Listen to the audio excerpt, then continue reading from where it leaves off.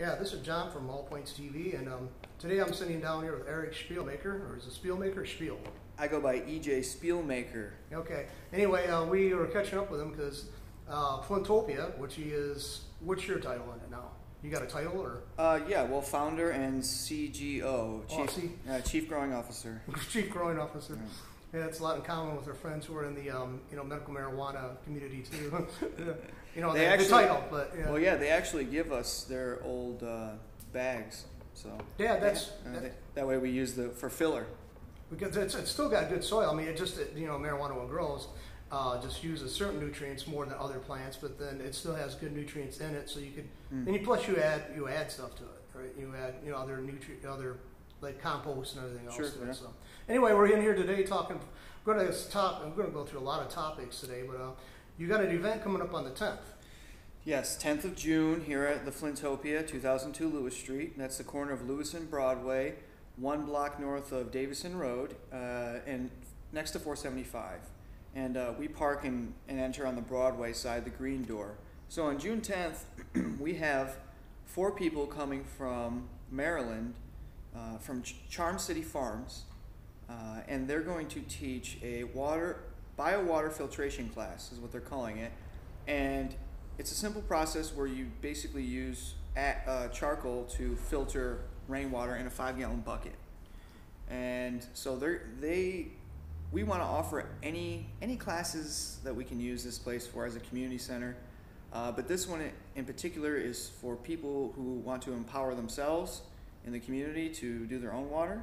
Then this is an option. And we're looking for 15 community leaders who are willing to step up and learn the process and then teach it to someone else. The class is from 10 to 4, and we already have actually a solid 15 community leaders, including a police officer, several people from the Eastside Coalition, Clarence, as well as Renee, and so shout out to Eastside Coalition. And so we're going to have an event that day. We're going to host them for a couple days before the 10th so they can get set up. So if anyone wants to volunteer outside of the regular 10 to 4, we'll take more than 15 people. As many people that want to come and learn, we're going to have that opportunity here on the 10th of June. So it's going to be right here at Flintopia. Right here at Flintopia, 2002 Lewis Street, 10th of June, 10 a.m. to 4 p.m.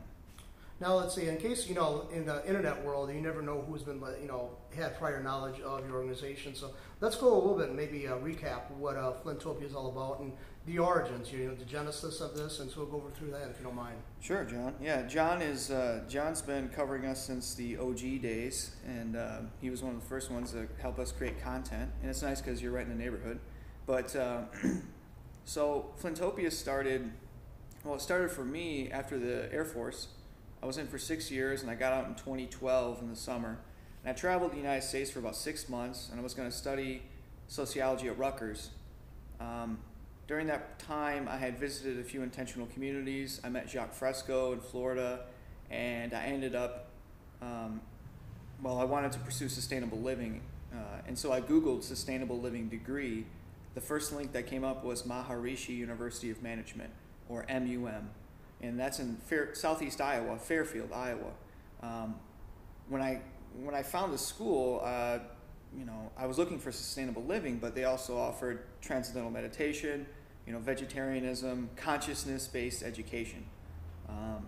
So I was there for about 1.5 years, and since then have gone back and connected with the community. I have a project through my ex-professor, now friend Mark Stimson. We're working in Southwest Texas, Big Bend country. I'm doing a desert food forest out there. But when I went to the school, it was in spring of 2013, I believe March, and we went to a community agriculture conference in Appleton, Wisconsin. And we saw a film called Urban Roots, which is about the urban farming boom in Detroit, Michigan. So all the environmental science majors from all over the Midwest were there, and I remember in the theater there was a lot of pops, a lot of enthusiasm, hooting and hollering for, people coming back to the former manufacturing belt, now Rust Belt, to turn it green. the basis of if I did continue with my education, my thesis would be that the Great Lakes economy is the America's next big economy. That's the main paper I wrote in college, and so it occurred to me that we could do something in Flint when we were on the bus after the movie, and my friend Mark Chavez had a notebook, and he was writing, or it said Detroitopia on the top, and we were heading back to Iowa. So he wrote Detroitopia, and underneath were 2 pages of notes, and he was scribbling furiously. And I said, Mark, what are you doing? And he said, we got to do this, man. And I said, well, we should call it Flintopia. And that was my first pitch, because I was just thinking, well, if they want to do that in Detroit, I mean, I said Flint is basically a mini Detroit. It's, Detroit's little sister. We have the same economic problems, environmental problems, and I have friend and family connections. And so little did I know, it turned into a big rolling ball downhill, and then before I know it, we had students coming here. We did it started it on 5 acres in Hadley in Lapeer County, my stepfather and my mother's land, and ended up buying this building that fall. And my father came on the project during the summer of 2013. So it'll be 5 years next spring, and we didn't know if we'd be here, but we're still here. We're independently funded, and we like it that way, and we're building basically a hub. I have a hub here so I can plant, and we can offer work exchange to traveling permaculturists, as well as anyone who has a skill to offer or wants to be part of the community that we have going here. We also help people get set up shop here if they want to come here, buy a house. We help Tom Allen, who's he's been a TM, Transcendental Meditation meditator for, 40 years. I met him in Fairfield. He came here, bought a house across from Kersley Park. He's deeply embedded in the community now. He's one of our neighbors because we just got a house on Indiana. That'll be another planting spot. But we're focusing on these state streets. And Izzy Younger, he's another guy who we helped set up. He came here and couch surfed with us, and then I ended up couch surfing him for 3 months, helped him get a house, and then helped him fix it up, and he's got his own project now. And Tom Allen, he kind of does his own thing. We're still friends, we see each other, but just because you come here and stay with us and we help you get set up doesn't mean we have to, that we have to be completely involved in each other's affairs. We want people to be free to set up their own little paradise. And that's what this spot offers, because I would settle if I could settle anywhere, it would be a Great Lakes state, a Rust Belt city, and it might as well be Flint, where I'm from. Because there's people understand. I've been looking at prices of homes across the country, that pops up in conversation that people are having, and it's like, I'm like stunned at the prices of homes that I look at them, like they do the virtual tours now, and I'm looking at them and I'm like, holy crap! It's like these are like $300,000, $400,000 houses. You could get that in Genesee County for $80,000 to $100,000. Yep. And there's a lot of things too. And if you're involved, if you like to be involved in organic, lifestyle, the organic, growing and all that stuff, there's plenty of property around here, even in the cities. Like you mentioned, Detroit and Flint, Saginaw, same way. There's like a lots that can be taken over. You can buy homes at maybe one home in the area, and you can take over the lots. Right. And farm those. There's so much here. There's a lot to do. Yeah, there's a lot of opportunity here, and I used to have grand dreams and all this, and I still do. But now that we've been here almost 5 years, reality has layered itself in, and I'm just happy to be here doing permaculture. I do the lots that we have, we lease or own, and then I help anyone else who wants to do. Well, basically transform their landscaping into food, tea, and medicine.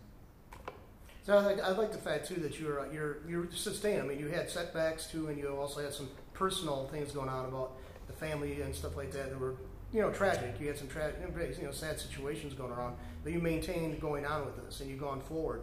And a lot of times things in Flint, I'm a very cynical person. Some groups start and they have this big flourish and this big bang to start out with. And then they wither and die. Yeah, they wither and die. You don't hear from them again. Yeah. Now, if somebody wants to say, "Hey, I got material," what kind of materials would you need? We'll cover that. Are there things that you could use that people might have that they just no longer need? What would you probably need? Sure. So, Most of the donations that we get, we have a truck and trailer. We pick up donations. People drop us off things. Appliances are big, furniture, but building materials, anything, you know, screws, nails, hammers, any kind of power tool. We certainly need garden stuff, rakes, hose, shovels, you know, snippers. I need a chainsaw. We have a lot of this stuff, but it's a question of upgrading and not having to constantly worry about fixing the weed whacker and the lawnmower. So we're trying to get a zero turn. I want to get an electric chainsaw, an electric weed whacker, because they've become very cheap and the battery powers are much better. Any kind of household items, no clothes, absolutely no clothes whatsoever, because there's already way too many clothes. We just can't we can't move them, Right. and we don't have the space. Yeah, and manpower, basically. And I realize that when people want to volunteer, volunteers want the glory. They want to plant flowers. They want to do things that, well, they don't want to do drudgery. They don't want to, shovel mulch. Wood chip mulch is heavy, and I get it. I mean, it's asking a lot for a person to come volunteer and do hard work all day. And but we get a steady volunteer flow. On Saturdays, we have PermaBlitz during the day. A PermaBlitz is like blitz, fast. It means work party, a social work party. You plant food and you eat food and you hang out with the community. And we've been having more families come, single parents, and then we have game night in the evening. So, we have video games for the kids. We have crayons and coloring books. We have books. We have, a dog and a cat. We have board games. We have Twister. We also have chess, and man, chess is really catching on. So I think we're going to actually expand the chess and have maybe tables set out in the corner and have, a chess club, because people are really, I think it's really brought the community together here, actually. See, I witnessed that too when I was at work at U of M. Somebody brought in a chess set, Yeah. and we stood up on a table, and people started playing each other. Yeah. And we used to have to basically do delivery and stuff for the equipment in the classrooms over at U of M. And I saw people actually now strategizing how they were going to, especially we had a lot of multiple orders, so it did kind of have a positive, spillover into what we were doing. And it was actually pretty. And people were getting competitive, but they weren't. They were actually trying to bring up their game quite a bit. And yeah. So I mean, it was like, there's one man that lives in this neighborhood who's a phenomenal chess player.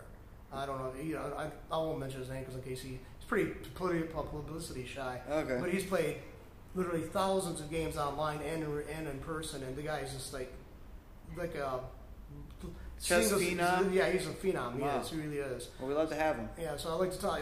That's the reason I'm not mentioning his name. I'll have to approach him separately and say, okay, maybe you want to come on board, maybe teach a chess strategy. That'd be fun. Class. But I noticed in these mats behind you do teach yoga here as well. Yeah, we have yoga 3 days a week, Monday, Wednesday, and Saturday. On Monday, Wednesday, today's Wednesday, 5:45 p.m. And at Flintopia, when we do yoga, we meditate after. A lot of people like to do yoga for the, physical benefit. It's good for your body. But really, yoga is preparing your body for meditation. And when I learned to meditate, I quickly found that if you do 10 asanas or postures if you basically do 10 minute setup of postures and prepare your body, your meditation is it's like peanut butter and jelly. I mean, yeah. And so I meditate for twice a day for 20 minutes. I do TM. I've done Vipassana, and I've tried Isha Kriya, which is an introductory technique. I don't do Shambhavi, but that's welcome. In fact, we have had some events with the Isha Foundation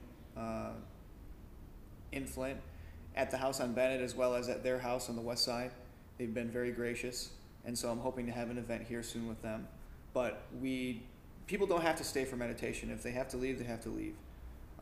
But on Saturday, we do it at noon and for lunch. So if you're interested in lunch yoga, and we usually have a snack afterwards too. Not always, but usually. And so if people want to bring stuff, they can, and it's 99-cent yoga. $0.59. So, But also, do you have a contact information? You have a website? You have a number you want to give out for people to call you if they have questions? 810-397-1633. And the email is ejflintopia@gmail.com. And so we're going to cover again. The event's coming up. It's going to be Saturday, the 10th, right? The 10th, a week from this Saturday. Okay, and basically, what would you tell people if they want to come? Would you want them to contact you first with that number you just gave out? Or? Yes, RSVP as soon as possible. The quicker the better. Just for communication's sake, we have, like I said, we have 15 now. The main reason for knowing the number is just so we can prepare for food, right. And so nobody likes to be like the sudden onslaught of 30 people, and they already thought maybe people didn't respond, so there wasn't interest. Sure. So we can understand that. We're going to wrap this part up, but anyway, we might do some other parts, but we definitely have to keep you abreast of things here. The listeners, and so please contact and give the number again. Please contact EJ at 810-397-1633, and the email is ejflintopia@gmail.com. And also, if they have things that are local and they want to donate stuff, they can either drop it off here on Lewis and Broadway, the location for Flintopia, or could they also call you if it's something maybe it's too large for them to transport here? You could work out a time. Yep, Details on that. We can pick up, like I said, text message or call or email.